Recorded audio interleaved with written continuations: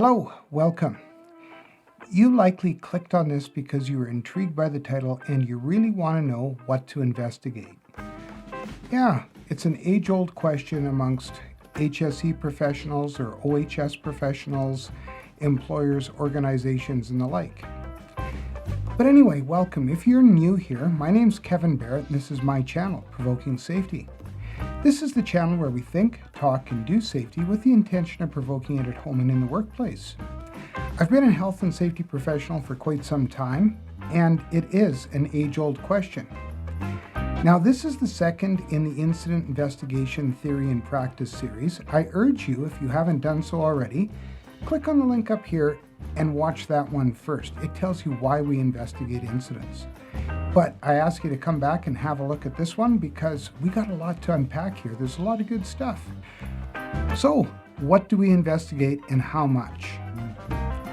Yep, well, you know what? We're going to look at it and we're going to start right now. Some incidents occur like this one, and it's absolutely obvious we have to investigate it.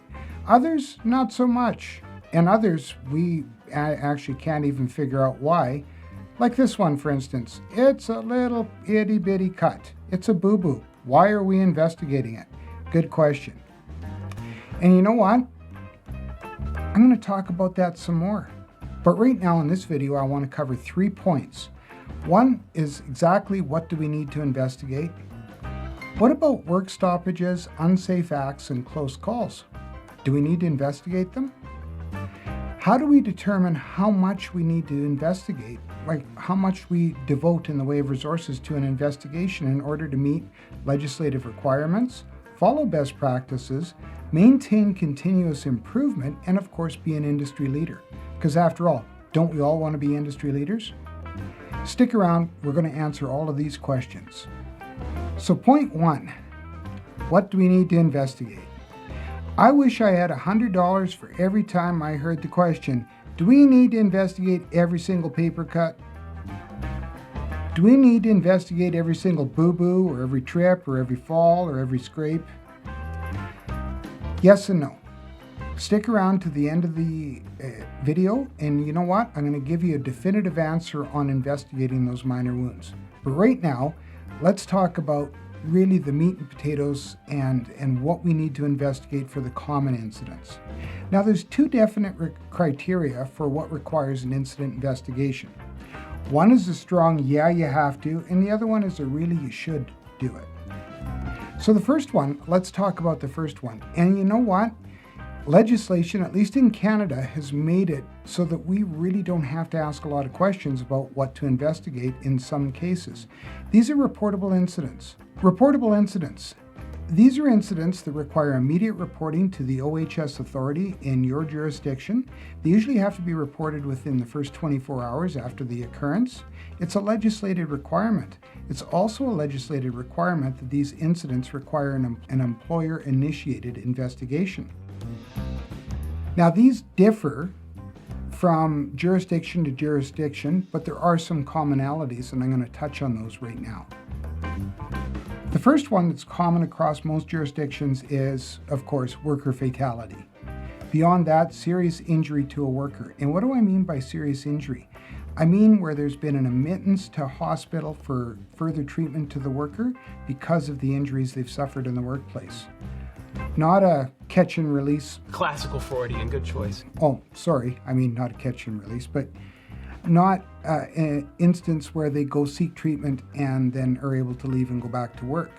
However, once a little bit more on that, a lot of jurisdictions require that if a person has had to leave work to seek medical aid for an injury that's happened in the workplace, that has to be reported in some jurisdictions, and it's also required to have an employer investigation initiated.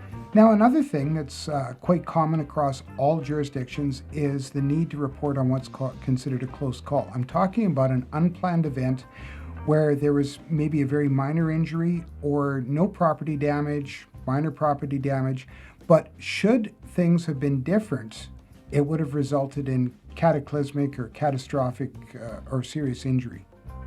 Okay? These are called close calls. You might have heard them referred to as near misses or dangerous occurrences.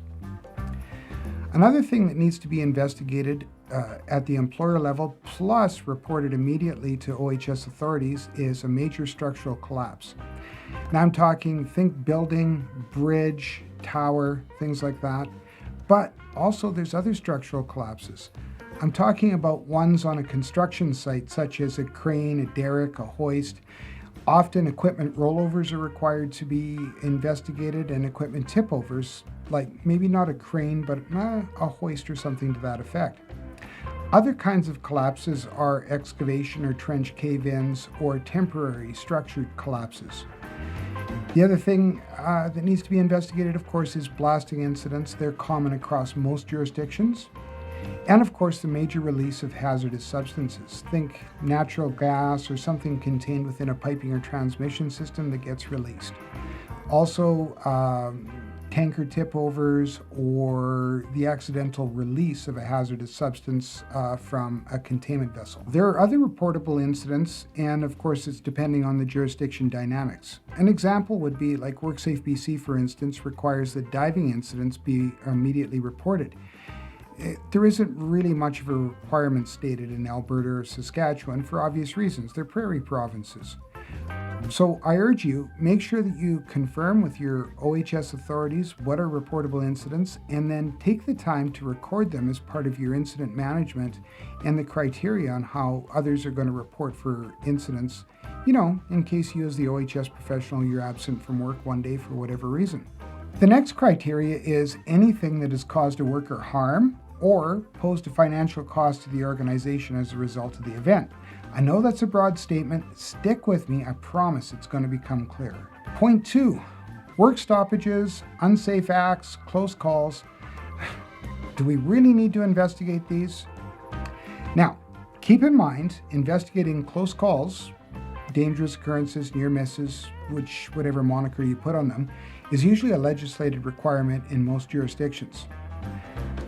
But you really have to consider it in another aspect. Let's consider that you had a close call, that you dodged the bullet, things weren't bad, there wasn't any property damage, nobody got hurt. If things had been different, it would have been terrible. But you chose not to investigate it.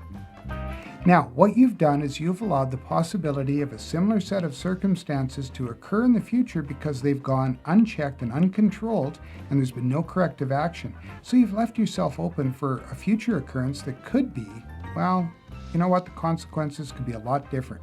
I want you to think about that one. Now, the next one, of course, is work stoppages for whatever reason other than a controlled work stoppage, usually due to an unsafe act or an unsafe situation.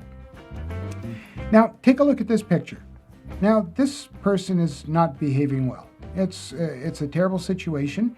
So what do? And I know what you're thinking. You're fired! Fire him, get rid of him, terminate him, turf him, gone. Yeah, I suppose that might be the easy situation. However, if you do that without an investigation, you might be running into a bit of a problem. Let's consider, was this due to the training the person got on the job? Was it due to a poor onboarding or orientation process? Is it due to incorrect supervision or incorrect instruction?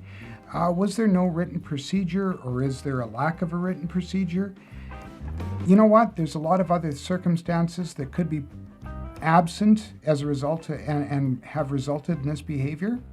So consider this. If you terminate that person, you might end up experiencing something similar in the very close and near future. Do you really want to go through that, or would you rather do it with a best practice approach and investigate work stoppages due to unsafe acts? Another thought. Point 3, moving right along.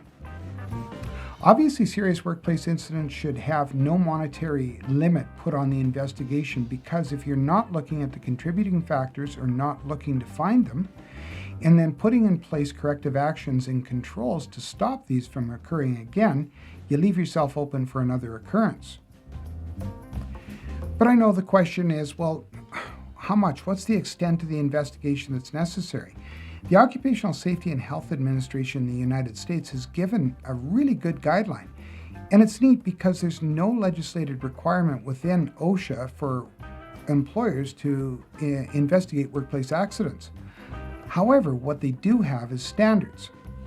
Now, the standard says this: while all accidents should be investigated, including accidents involving property damage only, the extent of such investigation shall be reflective of the seriousness of the accident. To put it in plain language, the size of the investigation or the extent of the investigation is based solely on the impact and severity of the incident.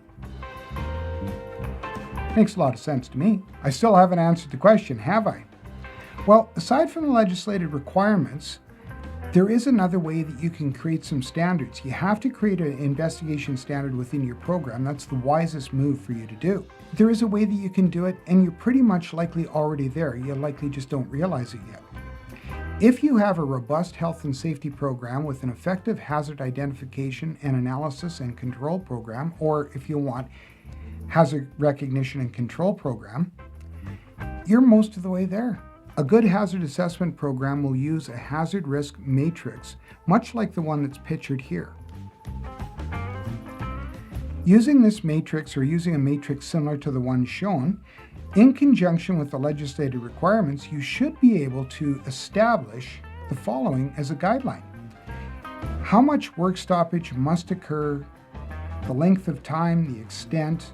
In other words, the work stoppage and how much time you take in investigating the accident is going to be based on the severity of the accident, and you can use your matrix to determine and give you some guidelines. It can also give you some guidelines on to be prepared for the resources you may need to throw at this investigation. Thinking the personnel required, if you have to hire third parties, just basically think time, people, resources, basically money. It should also give you a good indication of how to report, not just to the occupational health and safety authorities, but reporting within the organization, reporting to, say, the health and safety committee, or reporting to management, or how does the report go? Does every single report go to the CEO, or does only certain reports go to the CEO? If you use the idea on a matrix and consider the severity of the accident and how you're going to create your reports, you can have customized reports based on each level.